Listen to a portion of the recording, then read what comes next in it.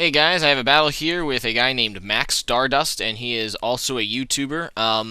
So seeing his team before the battle, he has a Sun team that looks very similar to the Sun team I used earlier in my earlier videos. I did a little series on, and that's really bad for me because looking at my team, I really have a big weakness to Sun team. So this is going to be an interesting challenge, at least for me. So anyway, I lead with my bucket. He leads with Ninetales, and I'm just going to go for a Volt Switch because I kind of figured he wouldn't stay in. I go out into Puff because I know Puff can take stuff, and I was kind of hoping that I could like bluff the Lumberry or the what's the berry that he heals all status conditions. I think that's Lum. But I am not Lum, actually, which stinks, and this was actually probably a misplay for me. I really shouldn't have let Dragonite take this sweep, because looking at his team, Dragonite is probably, like, my one chance of winning, because Dragonite threatens a lot of his guys.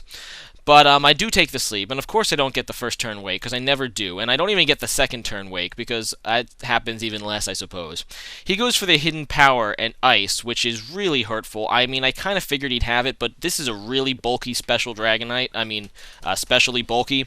So I do take the ice, hidden power ice, but I really can't stay in again, so I have to switch back out into bucket. That does have a roost on it, so...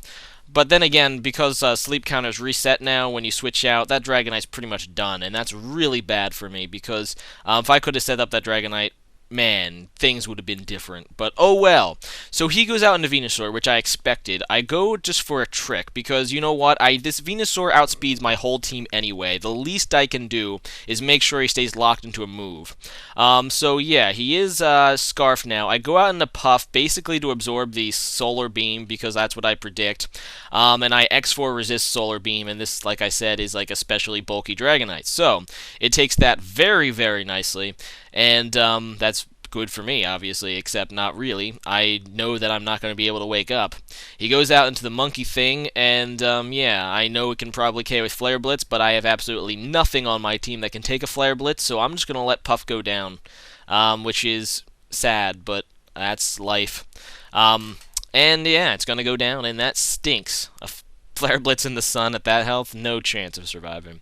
So I go out into Bucket. I don't even know why, because I probably can't even survive a Flare Blitz anyway. I probably just brain blurped and forgot that I already got rid of my Scarf, but he ends up switching anyway, so that's pretty nice. He goes out into Lilligant, which I was so afraid was another Chlorophyll user, but he's actually not, because I outspeed and get off a Hidden Power Ice to take it out. I guess it might be its Dream World ability, Leaf Guard. I don't know if it's released, but he might have it anyway. I don't know. Because I do outspeed, which means he does not have Chlorophyll, and I was able to take it out. So I would guess that's Leaf Guard then. So yeah, that's pretty cool for me. He goes out into Venusaur again, and I was really afraid of the Hidden Power Fire, because I know they carry them a lot, so I'm like, I don't want to go out into Metagross now, because if he goes Hidden Power Fire, that would suck. But he just goes Solar Beam, which means I probably should have just went out into Metagross to take it, and that sucks because I lose my Rotom.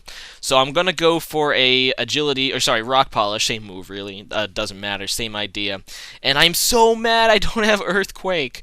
I took Earthquake off my Agilagross, basically for this reason, because I found Thunder Punch and Ice Punch to be generally better coverage, but this is like the one time I want Earthquake, because he goes out into Ninetales, obviously. He goes for that nasty plot, and my Thunder Punches aren't able to 2-hit KO, which sucks so bad. It sucks, but what can you do, I guess? I'm going to be taken out. I wish I had Earthquake on this guy. I might put Earthquake, but Ice Punch is so good for, the dragons and Gliscor. But Earthquake is good sometimes, too. I can't lie about that. So that sucks, but at least I'm able to get it down to a point that I can revenge kill it with my Mismagius. I am faster because I'm 110 base speed, and that's going to be able to take out that Ninetales. So now he goes out into Venusaur again, and I don't know what he's going to do. Either Sleep Me, probably, or Solar Beam, so I go out into my Rape, and he ends up going for the Solar Beam, so that's really nice, because his team is still pretty weak to Stealth Rocks. Obviously, it's a rain team, so I'm just going to set up... I finally set up the Stealth Rocks. I would have loved to set them up earlier, but I really had no opportunity to set them up, so that really stinks for me. But yeah, obviously, Ferrothorn can't really set up against most things on a Sundance, or sorry, Sundance, Sun team.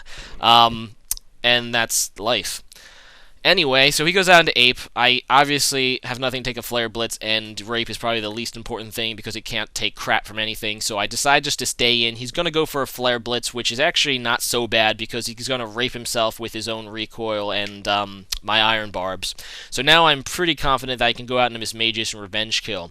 Now here I thought he'd switch to try to save his Infernape, but he does not, and I went for a sub because just in case he goes in a Venusaur, he can't sleep me, or I could survive a Solar Beam or a Flare Blitz from a Arcanine, because I know that I can't one-hit KO Arcanine with a unboosted Shadow Ball.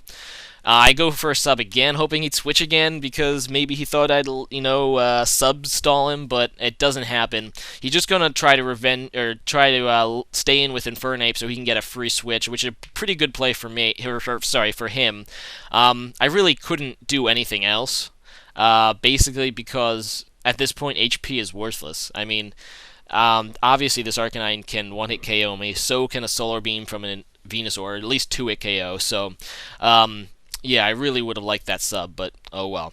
So, he goes out into Arcanine. I know I can't kill it with Shadow Ball at this point, so I have to Death Fodder Nidoking in the hope that after a Flare Blitz, I can KO with Shadow Ball. And he's down to below half, so I'm like, I probably can KO with Shadow Ball at this point, hopefully. So I go for a Shadow Ball, and I don't quite kill. But that is game, because that was my last poke, and it's a 2-0 in his favor. And yeah, Sun teams are pretty awesome. If you guys remember my Sun team, his team was a lot like it. So I guess I got a little taste of my own medicine there. The team I was using is not very good against Sun, as he has a pretty big Sun weakness, so I'm actually surprised how well I did, but it was still a fun match. Max Stardust is a good battler. He has a good YouTube. Make sure you check him out. And to go along with the question of the day yesterday, what was your favorite non-Pokemon game? And today I'm just going to ask, what is your favorite Pokemon game? It's a new generation, so tell me what your favorite of all-time Pokemon game is. And for me, I would have to say Pokemon Crystal, because I love Gen 2. It's my favorite gen, probably. And it's the most complete version of Gen 2, so yeah, I will answer Crystal. Although I'm going to give a runner-up vote. And I don't know, I guess this is Pokemon trading card game for the Game Boy Color. I love that game. In fact, if the second one was even better, the one that was Japanese only. I'm actually playing it right now because I found a English translation patch. I mean, it doesn't translate everything, but it translates the in-game text, the in-battle text. So, yeah, Pokemon Trading Card Game is actually a pretty awesome game. It's probably my second favorite Pokemon game overall. And I'm actually considering a playthrough of it after I'm done White. But, yeah, leave a comment about your favorite Pokemon game of all time. And rate, comment, subscribe, and see you guys later. Bye.